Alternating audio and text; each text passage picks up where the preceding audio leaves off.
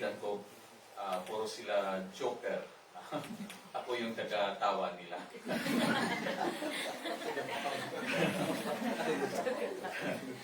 Okay, but of course we praise and thank God for those friendships that have developed through the years, and even when we finish the seminary,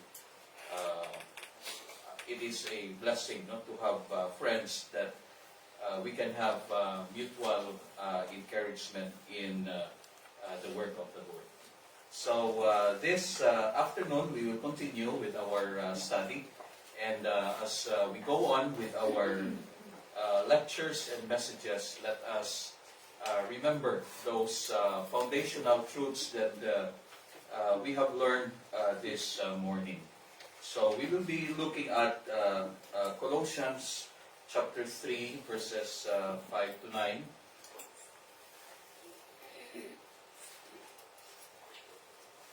Our topic is understanding sin. We will be looking at the text that we have just read a while ago in Colossians chapter 3, verses 5 to 9.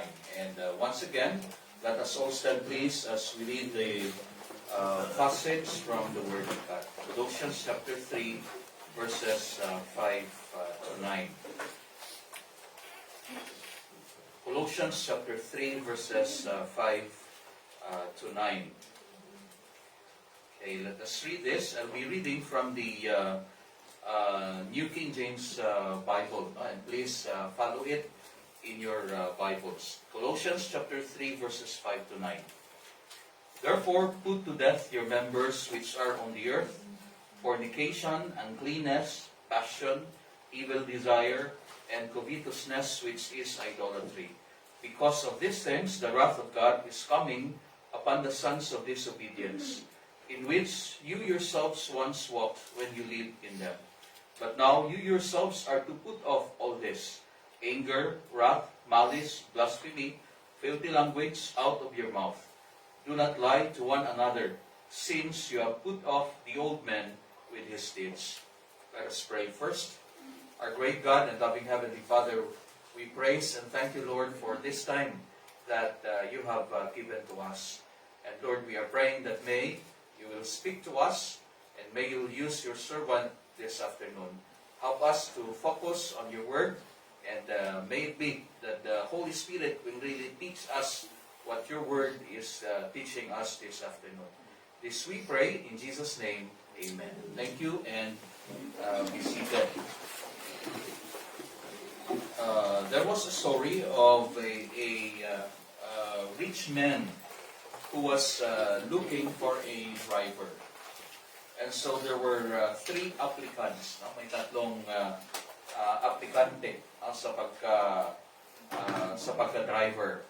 And then the rich man interviewed them, and he asked them, how close to the edge of the cliff can you drive without going over? How close to the edge of the cliff can you drive without going over? So yung isa, yung una, sabi niya, well, I can drive to the cliff, I can drive 1 meter to the cliff without going over. So isang metro na lang sa bangin. Pwede daw siya mag-drive hanggang 1 meter to the cliff without going over. The next one, even brag. Nagmamalaki pa. Sabi niya, I can even drive 1 foot near the cliff, and I won't go over the cliff. And so the third one said, I always try to keep as far away as possible. Yung sabi ng isa, sabi niya, I will try to keep as far always as possible. Ibig sabihin, he won't dare to drive near the cliff. And so, sino kaya ang pinili ng rich man? Sino kaya ang pinili ng rich man? Of course, the rich man chose the third one. Yung pangatlo, kasi he knew that this man would not risk his life when he was or when he is driving his car. Now, as we talk about this, it is a reminder for us believers that we should not be playing with sin in our life. The title of our message is Understanding Sin, and we should not be playing with sin in our life. Sin is not something we take for granted or take lightly. So, we do not take for granted sin in our life. Hindi natin binabaliwala yung kasalanan sa ating buhay. And even as we look at our theme, to seek things above, or to really seek things above, we should deal with sin in our life. Marami tayong natutunan kaninang umaga. We have to be seeking things above. And if we have to do it, if we really have to seek things above, we should really deal with sin. It is necessary that we should deal with sin in our life. As we look at the Word of God this afternoon, every believer should understand the corrupting reality of sin and resolve to repulse them in his or her life. Every believer should understand the corrupting reality of sin and resolve to repulse them in his or her life. Minsan meron tayong, we look at sin and sometimes we say that, well, this is just a small sin.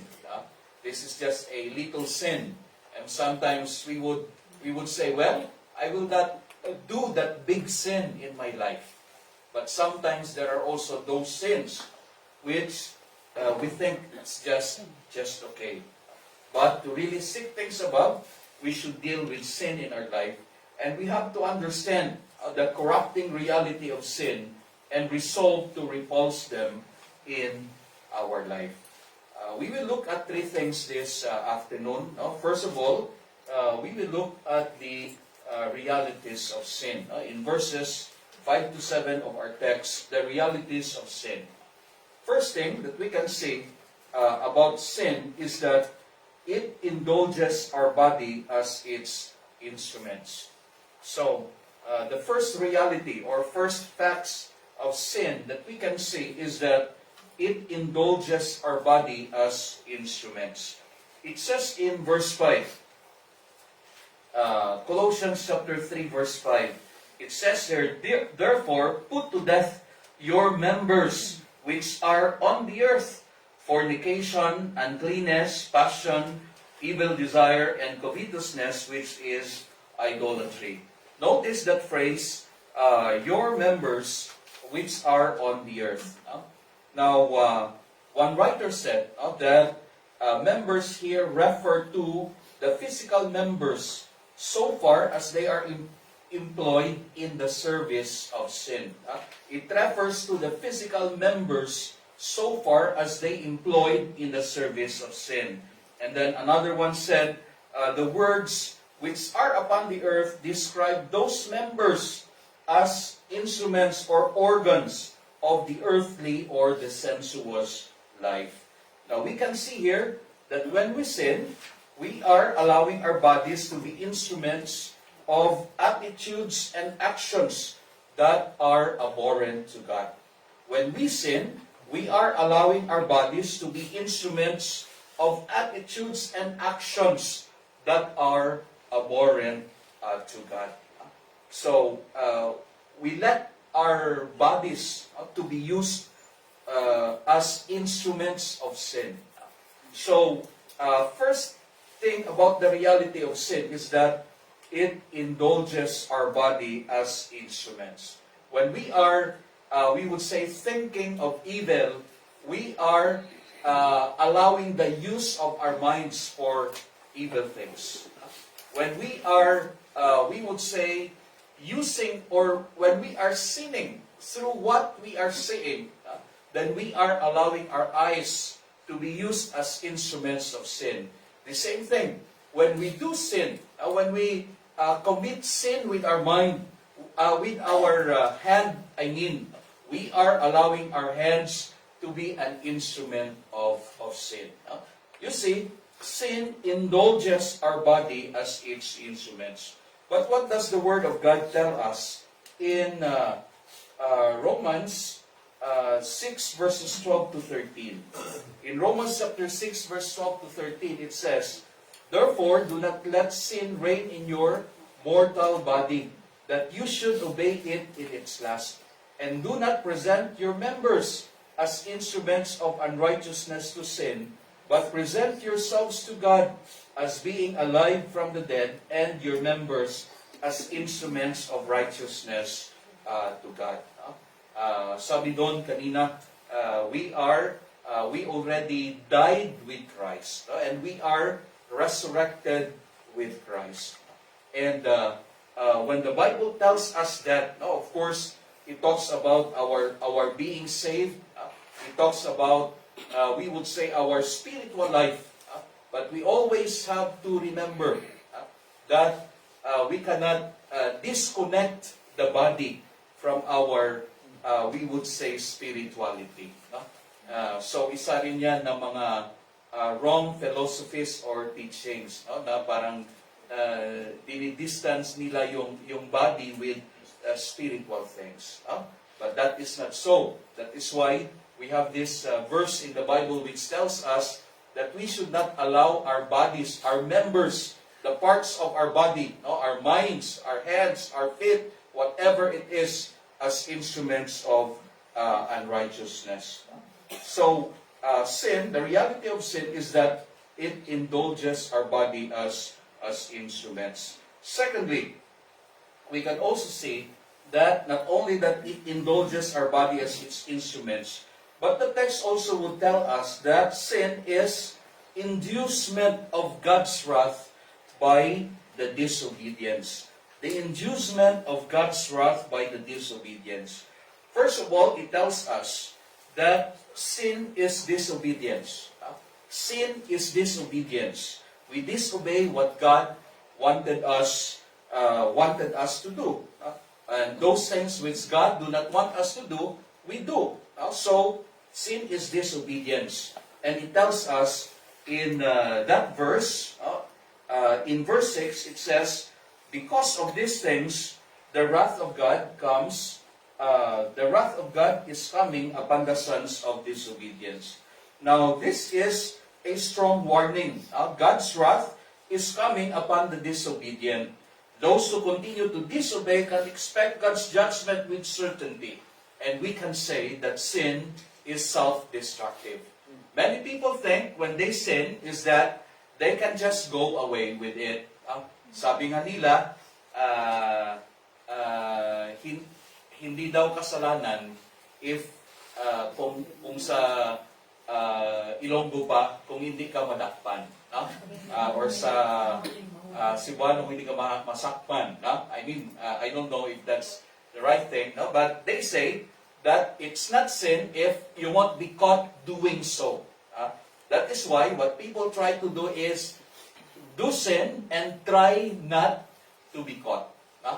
Gumagawa sila ng kasalanan at they try their best na hindi sila makita or that they will not be caught doing so. But you see, as this is really a clear warning from the Word of God, that God's wrath is coming upon the disobedient, and those who continue to disobey can expect God's judgment with certainty. And of course, sin is self-destructive. Now, one writer said, "This sin invite the wrath of God, because the world loves this kind of sinful lifestyle. They don't come in humility to Jesus. As they continue in this sin, it adds to their condemnation." So, we would say that sin warrants, or sin would induce or invite God's wrath on those disobedient. And so, we always have to remember that God's wrath is upon the disobedient because of these sins that they are doing. Then sometimes believers would say, well, of course, I am already saved. And the Bible tells us that I will not be punished anymore for sin. But of course, we have to remember that God still disciplines His children. We cannot just take for granted that, well, sin is without consequence because we are already saved. Sin always have bad consequences. For the unbeliever, for those who are disobedient or those who have not yet trusted the Lord Jesus Christ as their Savior, God's wrath is on them because they continued in this disobedience. But if you are a believer, don't take this for granted. Don't say that, well, it's because that I am saved, I am already assured of going to heaven, and I am not going to hell anymore. That we can just take sin lightly. We always have to remember that sin will have its consequence. As they say, we cannot measure or we cannot limit what kind of consequence that we will receive. Yung sabihin natin na, gawin ko ito, and then probably ito lang naman yung consequence. So we cannot really say na ganun lang ang magiging consequence. We don't know kung ano yung magiging consequence ng kasalanan. So, sin is inducement of God's wrath by the disobedient. Now, next thing that we can say is that sin is inherent in the past unredeemed life, but still can influence believers in the present. Sin is inherent in the past unredeemed life, but still can influence believers in the present. Now, in verse 7, it says, in which you yourselves once walked when you lived in them. We can find that in verse 7. In which you yourselves once walked when you lived in them. Now, the sins that will be mentioned later on, these sins may mark a world in rebellion against God, but they are in the past tense for Christians. These sins may mark a world in rebellion against God, but they are in the past tense for the Christian. They are in the past tense for the believers.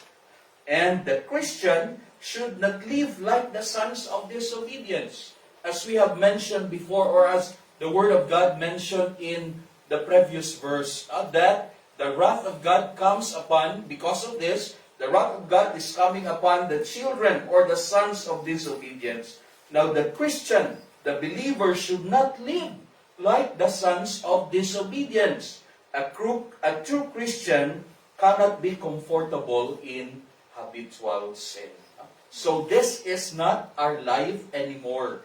These sins, the sins that we will be mentioning, sins is inherent in the past of the unredeemed life. Ito yung buhay natin noon nang hindi pa tayo nakakilala sa Panginoon. When we are not yet in the Lord, those are the kind of life that we are living. But they are the past. They are inherent. They are part of the unredeemed life. Then we can say we cannot help but sin. But that is already the past for believers. But Paul is saying that Christian once walked in this sense. It is possible, though tragic, that this sin should occasionally mark a Christian life. The fact that a believer is exhorted to decisively deal with it, but they must not be a Christian's walk, their manner of living.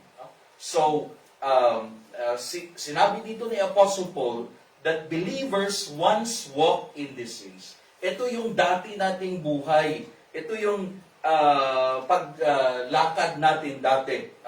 Now, it is possible, though it says in our notes, it is possible, though tragic, that this sin should occasionally mark a Christian life. The fact that a believer is exhorted to decisively deal with it, but they must not be a Christian's walk, their manner of living. May isang kasabihan na nagsabi, a Christian is not sinless. A Christian is not sinless, but he should sin less. Yung Christian daw, hindi siya sinless na walang kasalanan. But a believer should sin less. Ang ibig sabihin na hindi na yung way of life niya, hindi na yung pamumuhay niya, hindi na sa kasalanan. Minsan, maka-commit pa rin ng kasalanan, but that is not the life anymore of a believer. They must not be a Christian's walk, nor their manner of living. May istorya daw ng isang baboy. Yung baboy, no, kasi pet siya. So, nilinisan siya ng bata. No? Siguro scrub niya yung baboy para maging malinis. And then, ang ginawa niya, linagyan niya pa ng ribbon. Pwede siguro na dress niya pa yung baboy. But you know what happened? When the child set free ng baboy, yung baboy pupunta pa rin sa mud, and it still played in the mud. So kahit na linisan mo, bihisan mo, or lagyan mo pa ng pinakamagandang ribbon at saka yung probably ilagyan mo pa ng perfume, still yung baboy pupunta sa mud, because that is his nature. Yung buhay natin bilang Christian, we are not like that anymore. That is why we should not wallow in the mud of sin anymore. The sin is inherent in the past unredeemed life, although it can still influence the believers in the present, but it must not be a Christian walk, nor his manner of living. So it is inherent in the past unredeemed life, but we have to be careful because sin can still influence believers in the present. That is why we have this encouragement to eventually put off, to eventually later on makikita natin that as believers we have to deal decisively with sin. Because if we let it be, they can still influence us in the present. Later on, we will look at some sins that he listed here. And we can just reflect upon ourselves. How many of this do I still have in my life? But third reality of sin is that intentionally it can be overcome. Kanina, narinig natin ang pagka-intentional. Sinabi ni Pastor that even as we sit, as we set, it speaks about intentionality. And even with regards to sin, we also have to be intentional. In verse 5, balik tayo sa verse 5, we have there the word therefore. We have there the word therefore, which we would say it tells us about our life anymore, our life already, our identity in Christ, and that is why, therefore, we have to do something, and that will be on the last part of our lesson, of our message this afternoon. But here we can see that sin can intentionally be overcome. And the possibility of overcoming sin is inherent in our identification with Christ. The possibility of overcoming sin is inherent in our identification with Christ. Now, the word therefore, it points back to our identification with the risen and enthroned Lord Jesus, mentioned in Colossians chapter 3, verse 1 and 4. 1 to 4. So, we talk about the Lord Jesus Christ being supreme. The Lord Jesus Christ being risen from the dead, and that we died and are risen with Him. So, therefore points back to our identification with the risen and enthroned Lord Jesus. And it is because we understand this fact that we can put to death the things in our life that are contrary to our identity with Jesus. So sabi niya, therefore, dahil we have been risen with Christ, we have to seek those things which are above. We have to set our affections on things above. And also, with that, we have to deal with sin in our life. So it is inherent with our identification with Christ. Our identity in Christ means we have a new nature. We have a redeemed humanity. A nature that not just can say no to sin, but can really overcome sin. Yung before natin, we cannot help but sin. Wala tayong magawa.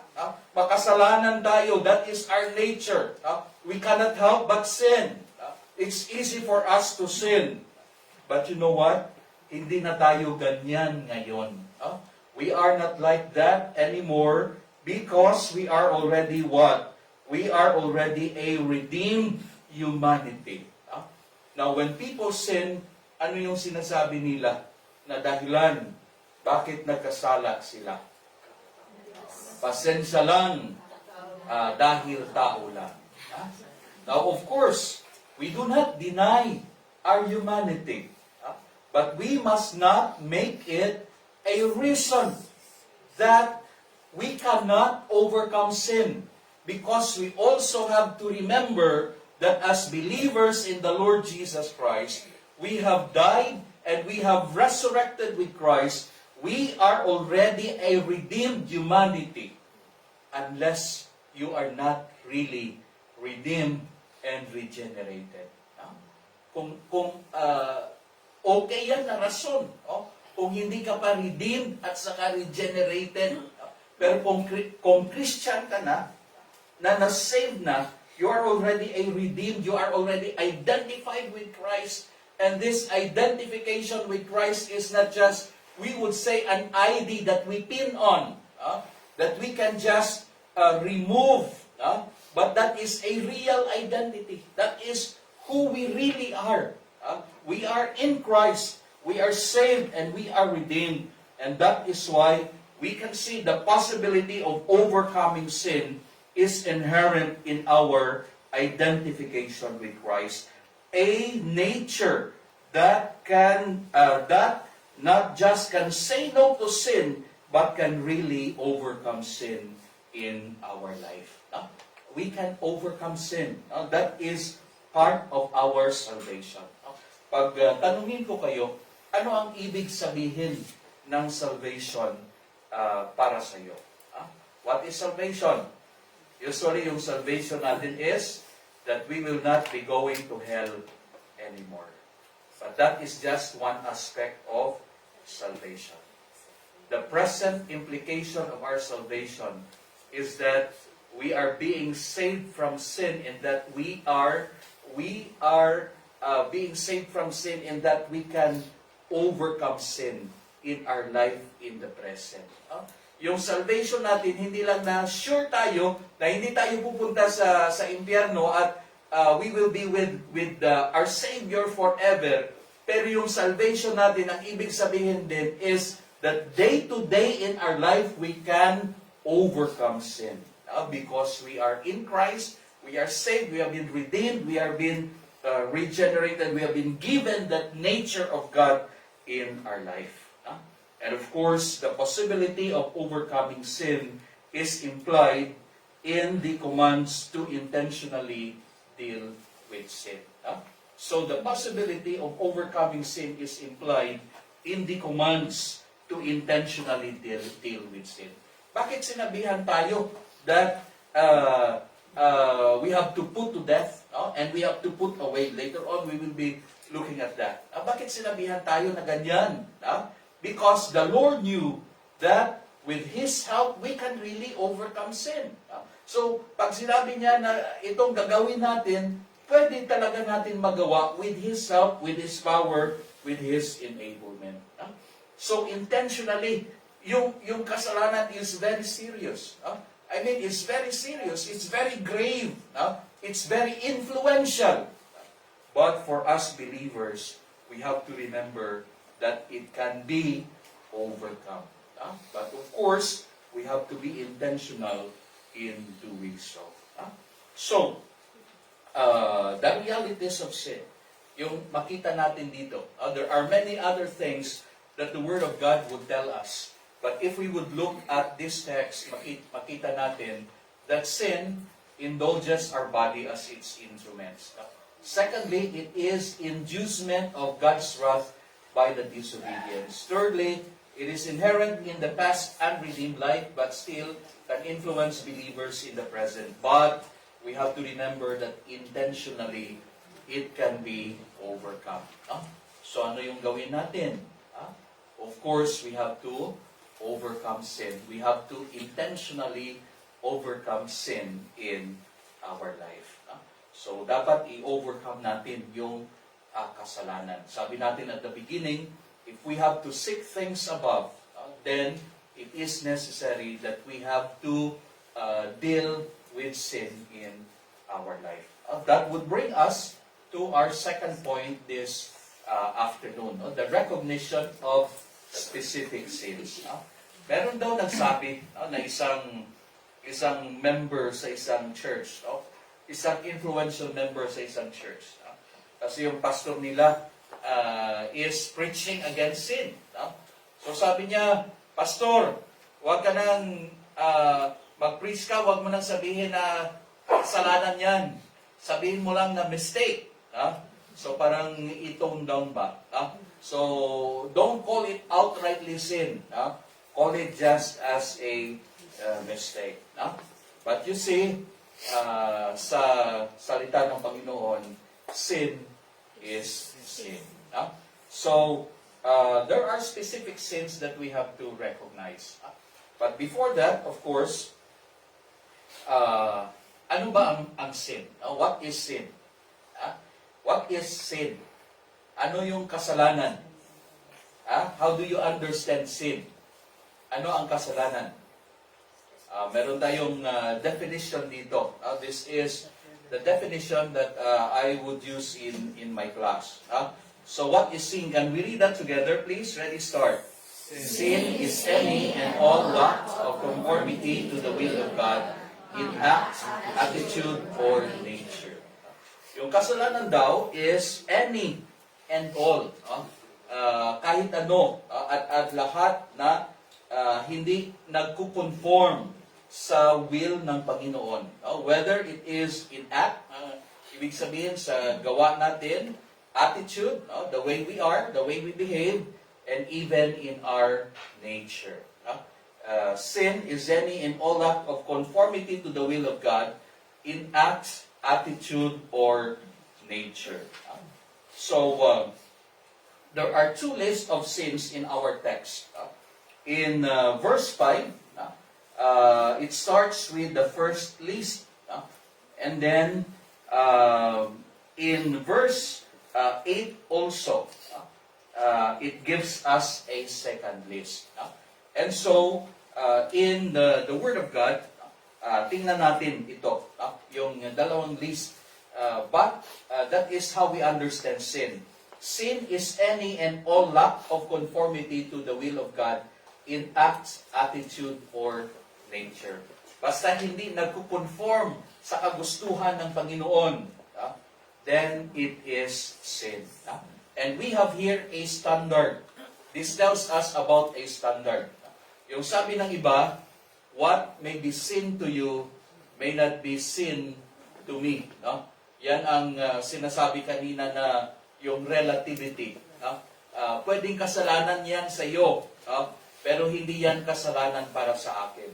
But we can see that with regards to sin, we have a standard. And what is that standard? It is the will of God. Ang ibig sabihin, Kahit sabihin ng tao nga na okay lang yan. Pag hindi yan ang will ng Panginoon, then that is sin. So there is that standard. Meron tayong standard with regards to sin. So sin is any and all lack of conformity to the will of God.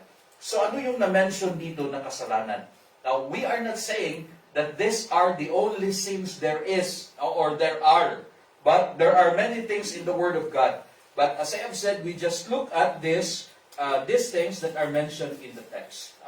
So, the recognition of the specific sins. We have first of all a group of sin which we can say speaks about sinful desires. But as we can see, that these sinful desires eventually will lead to actions. So it starts with desires and eventually will lead to actions. So, the first one is, mentioned here, is fornication. So it says in the King James, New King James, therefore put to death your members which are on the earth. Fornication. What is fornication? That is sexual immorality. One writer said that it refers to any form of sexual sin outside marriage. So, the term fornication here is a general term. Although, sometimes fornication is being distinguished from adultery, which they would say fornication is done by those who are not married, while adultery are done by those who are married already.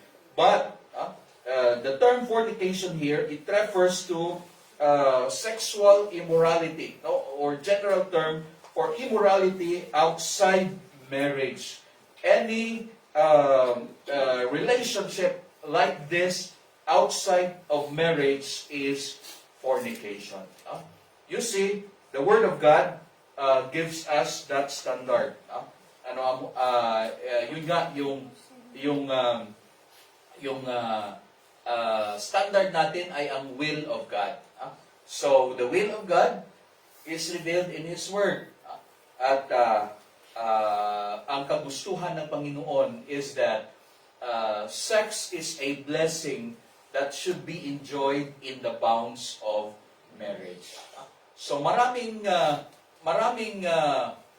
distortion yan ngayon with regards to those things. Sometimes we have, it has been common, probably even you would hear from home, from even in the Philippines, na noon hindi naman nangyayari, pero ngayon marami nang nangyayari. Persons living together, things like that. And do things that married couples should only be doing. Although it has already been accepted in the society. But we know that before God, it is still what? Before God, it is still what? Sin. It is still unacceptable before God.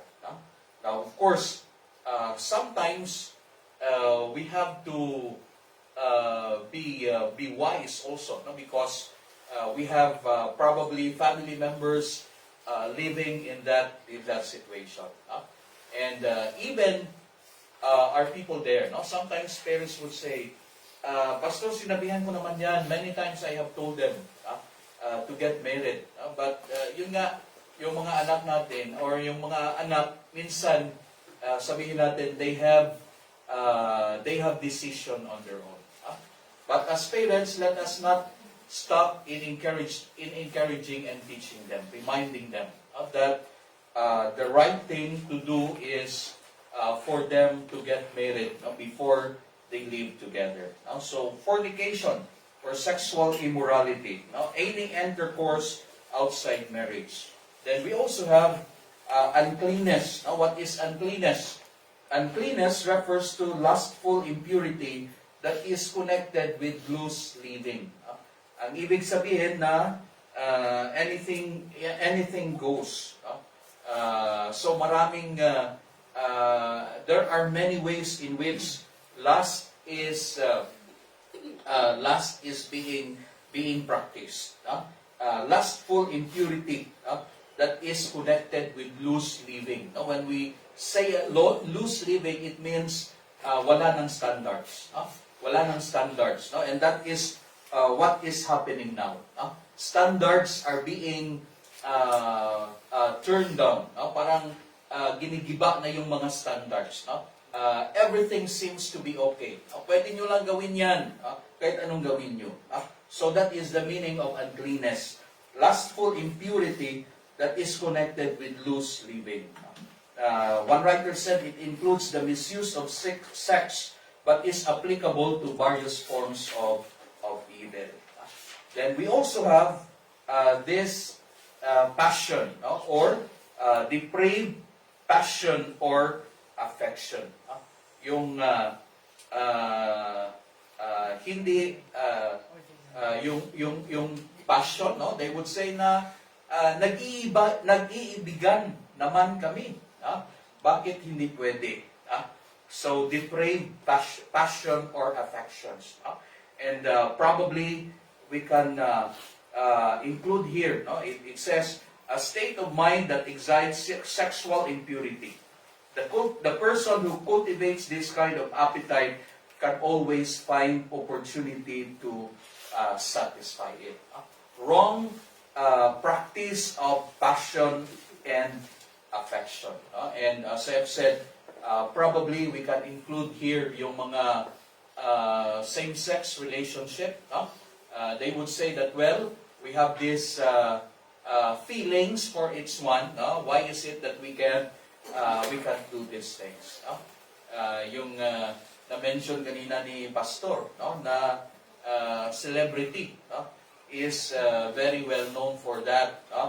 And we would say, yung ibang mga parents nga, sabi nila, nag-i-enjoy naman ako sa mga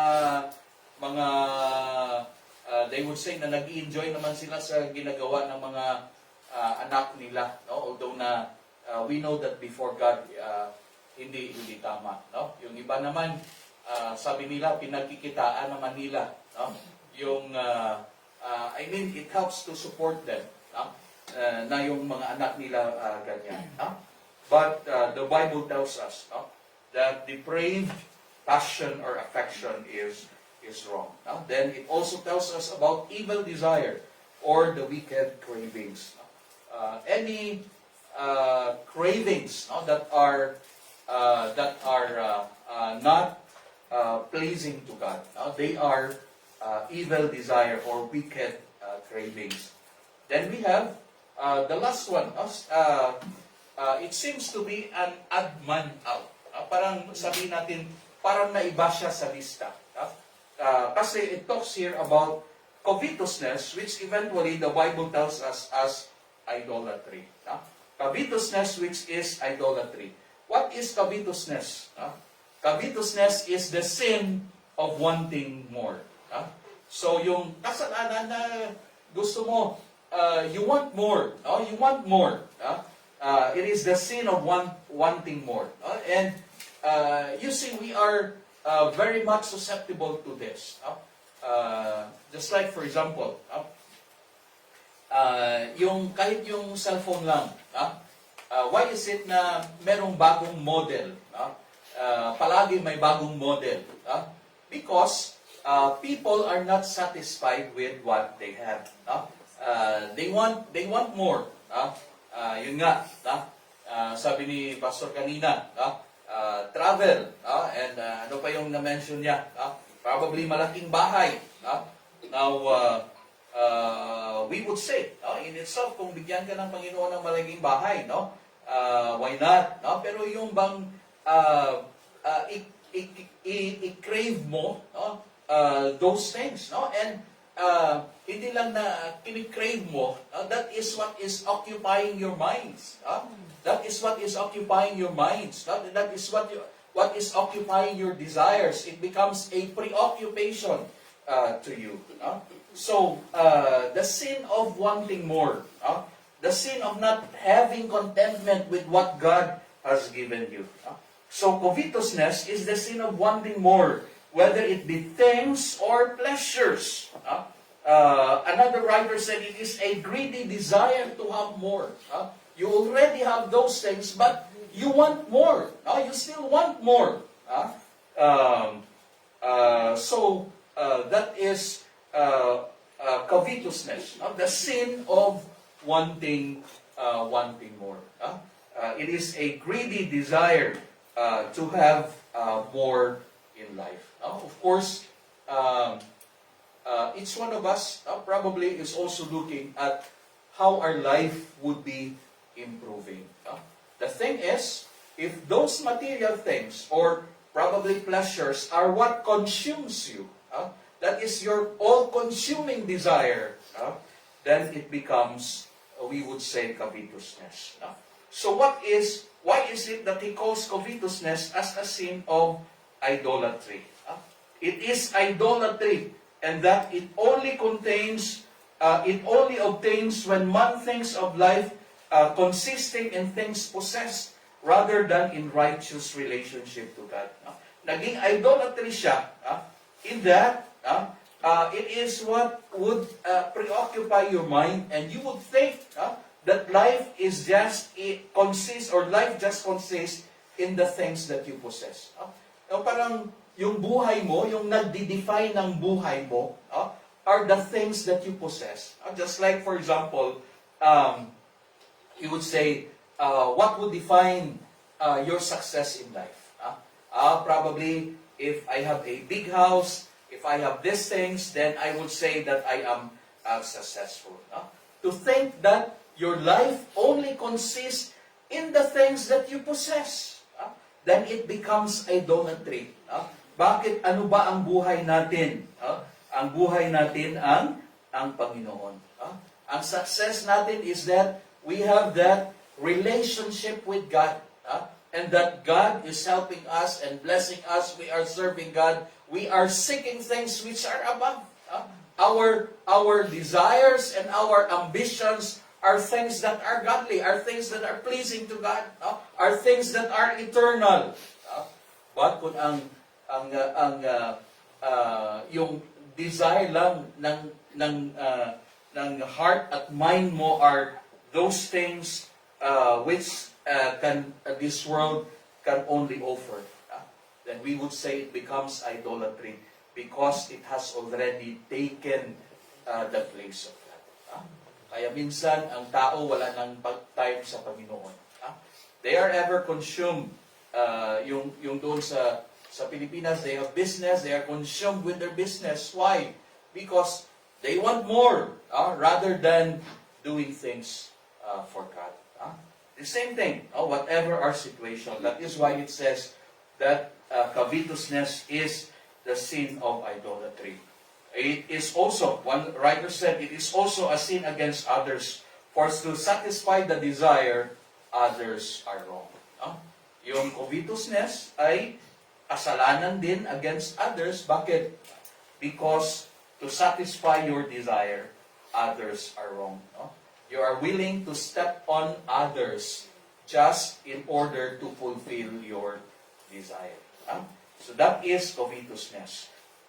One writer said, every godly man seeks his happiness in God.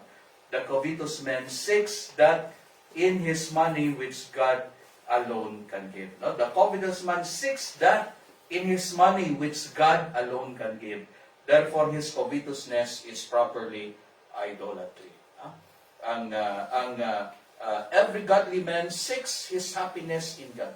Hinahanap natin yung happiness natin sa Panginoon, yung joy natin sa Panginoon, yung satisfaction natin sa Panginoon. But the covetous man seeks that in his money, or we would say in the material things, which God alone can give. Therefore, his covetousness is properly idolatry. So this sinful desire eventually lead into deeds. This starts into desire, but eventually lead into deeds. James 1, verse 14 to 15. We will read James chapter 1, verses 14 to 15. James chapter 1, verses 14 to 15. Okay, what does the Word of God tell us? It says here, but each one is tempted when he is drawn away by his own desires and enticed. Then when desire has conceived, it gives birth to sin, and when sin, when it is full grown, it brings forth death. So, sino makasabi sa inyo ngayon that I am exempted from all those things? Sabi tayo na we are exempted from this. Now, of course, we are reminded that we should be, these are sins that can be possible in our life. But we have to deal decisively with them. The next one here, not only there are sinful desires, but sinful dispositions and dealings with others. So yung una na-mention dito, we are in verse 8. The first one is anger. Ano yung anger? Anger is an abiding, settled, and habitual anger that includes in its scope the purpose of revenge.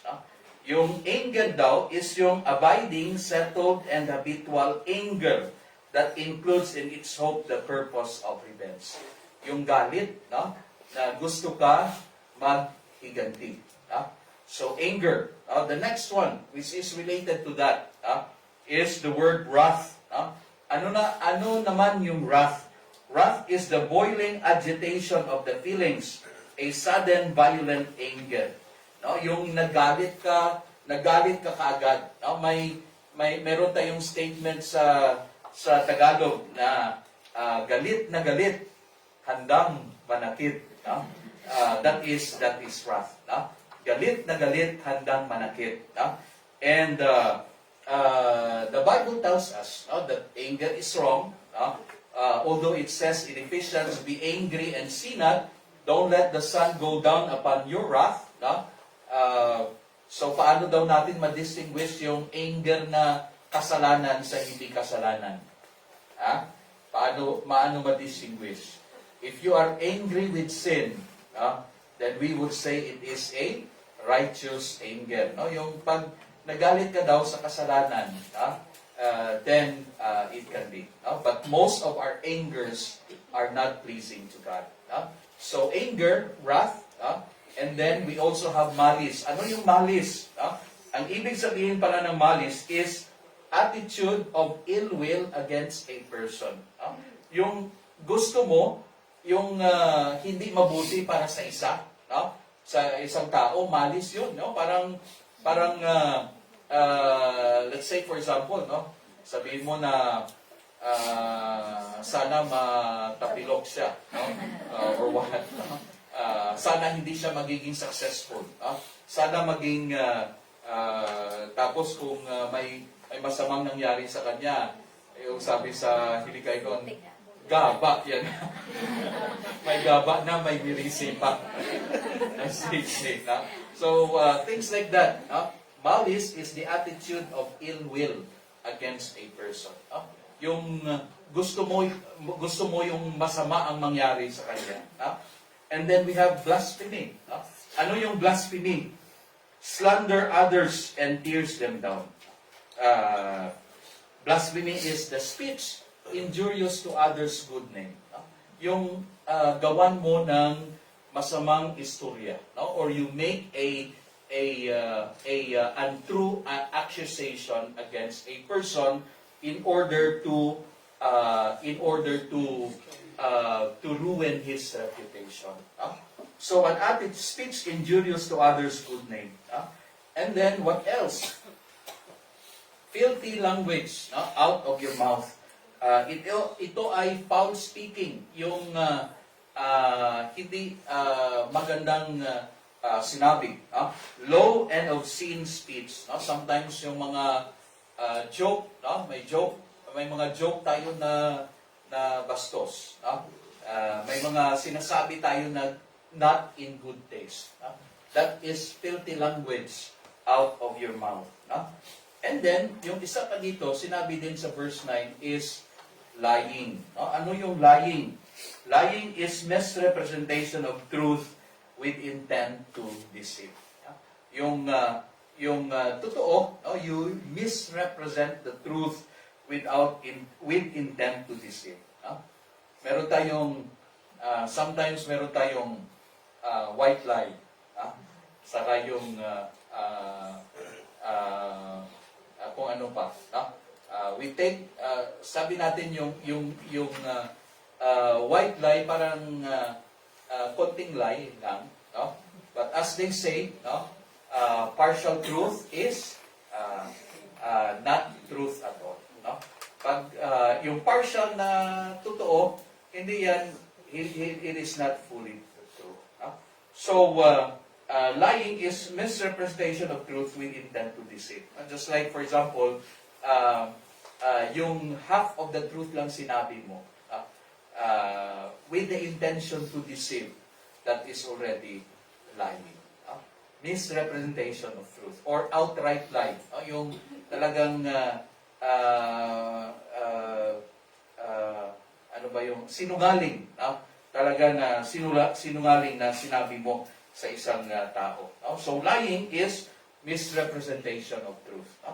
Now, both the sinful desires and deeds and sinful dispositions in dealing with others, yung pakikipagkapwa natin, they are compatible with the nature of Jesus and incompatible with our life identified with Jesus. That is why we have to recognize these things. Sabihin natin, kahit sabihin natin na, hindi naman ako yung nagko-commit ng sexual immorality. I'm not into that. Wala naman akong, sabihin natin, mga evil desires. Pero even these things are also sin. If we keep on being angry against somebody na gumawa, probably you have reasons to get angry, and you keep on, you are holding on to that anger. Minsan, magagalit talaga tayo ng todo, wrath, the boiling agitation of feelings, or even just malice, just simple malice, just desiring evil things against another. Ito yung mga sinful desires and deeds and even simple dispositions and dealings with others are incompatible with the nature of Jesus and incompatible with our life identified with Jesus. And that brings us to our last point. So we have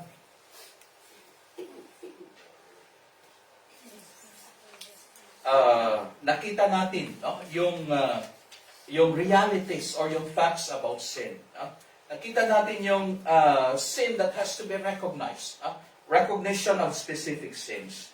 What should be the responsible response of the saved? Ano yung responsible response natin? I would not dwell long on this because I know that many of these things will also be taken up sa isang topic pa natin about sin. But ano yung responsible response of the saved against sin? If you would look at it, it is the responsible response of the saved. Sabi nga nila, kung yung mga unbelievers gumawa ng kasalanan, maintindihan natin because we know na makasalanan sila. But how about the saved? How about tayong naligtas na? How about tayo na tumanggap na sa Panginoon? Ano yung responsible response natin? Two things here in the Word of God. First of all is that phrase to put to death. In the King James Version, the word is mortify. And that means in the original, to put to death, to deprive of power, to destroy the strength of. Ang ibig sabihin, kung sa Tagalog pa, patayin. Or the other meaning is to deprive of power. Hindi mo bigyan ng power to destroy the strength. Kunin mo yung kanyang strength. Just like, for example, if yung mga appliances natin, let's say, for example, yung electric fan. So, merong power yun at baka bigay ng we would say ng ginaw yung electric fan. But if you pull it off from the plug, then it won't have power anymore. So yan ang ibig sabihin ng word na mortify, to put to death, to destroy, or to deprive of power, to destroy the strength of. And yung sabi pa ng isa, the verb here that means mortify is very strong. And it suggests that we are not simply to suppress or control evil acts and attitudes. We are to wipe them out or completely exterminate the old way of life. Ang ibig sabihin, dapat we have to have that decisive action na wala na talaga, na hindi na talaga. If you have been living in fornication, it means put to death, put a stop to it. Huwag nang gawin. If there is covetousness in your life, sabi ng Panginoon, put to death. Huwag na. Huwag nang gawin.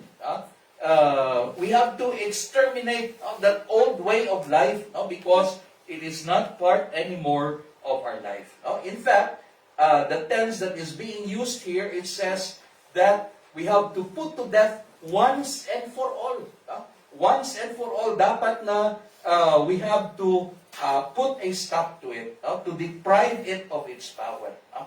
Yung problema minsan is, yung pinatay na natin, buhay pa ulit. But we can see,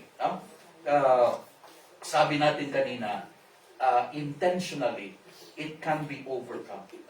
At makita natin dito that even with this command, it tells us that we can decisively put a stop to it.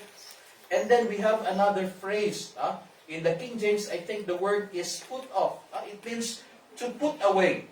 Put off those old habits just as you would discard an outworn suit of clothes which no longer fitted you.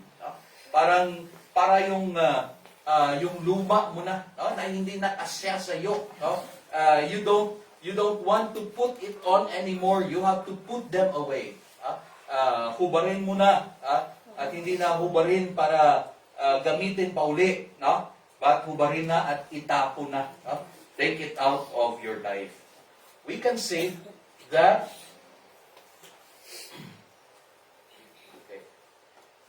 the responsible response of believer to sin is the radical and resolute repulsion of this. The radical and resolute repulsion of them. Let's say, for example, kung merong cancer, anong ginagawa usually sa cancer? Anong ginagawa sa cancer? Yung iba sabi nila, hindi ko na to ipapagalaw. Hindi ko na to ipapatanggal. Kasi baka mas masama pang mangyari. But usually, what would the doctors recommend? You have to remove them. Pag may abnormal growth, ang sabi ng doktor, you have to remove them. Kailangan kunin. Kasi kung hindi mo kunin, baka that it would even spread more. And this is the responsible response of believer to sin. It is the radical and resolute repulsion of them. Sometimes, yung isa pang, we would say, masama na turo na dapat i-avoid ng mga Christians is license. Ano yung license? Yung license na, total, I am already saved, I am sure of my salvation, then it doesn't matter how I live. I can just commit sin and even confess that sin. Ask forgiveness. Sabi nila, makakahingi naman ako ng patawad sa kasalanan ito. So they just take sin for granted. They do not take sin as something that is destructive and that Christians have to take away. There is a story, merong nagbili ng bahay. At when he purchased that house, he was given a very low price. It was a very big discount. Pero may isang kondisyon, yung may-ari. Sabi niya, you can have this property for this low price. Pero sabi niya, ito yung lansang o yung pako na nakakabit sa poste, sa akin to. Sa akin lang to. So, ito lang yung sa akin. But you can have all the property. You pay it in a very discounted price. So, binili. Pero the thing is, minsan, yung dating owner would put a parang patay na animal dyan, isasabit niya sa lansa. And so, nagreklamo yung bumili. Bakit I bought this house, pero bakit you are putting something na mabaho and hindi namin they cannot just go on, because yun nga, mabaho. Why is it that you would be doing that? Sabi ng dating owner, di ba, sa transaction natin, yung lansang sa akin to. So you cannot dictate me on what I will do with that dahil sa akin to. Sometimes, or we would say, sin is also like that in our life. If we will not deal decisively with sin in our life, it is just like something that would really disturb and destroy, and even would keep us from really seeking things that are above. And so every believer should understand the corrupting reality of sin and resolve to repulse them in his or her life. Tayong mga believer, we have to understand na yung kasalanan talaga it is corrupting us. It will corrupt us. It will influence us even deeper against the will of God in our life. If we will not resolutely repulse or take care of sin in our life. Any sin is not something to be taken for granted or toyed with.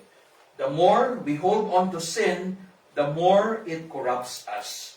Yes, we are not perfect and gets to be tempted every day, but we do not dwell in them. Yung sabi ng iba, pag nabasa ka na, maligo ka na lang. But not so with sin, not so with believers.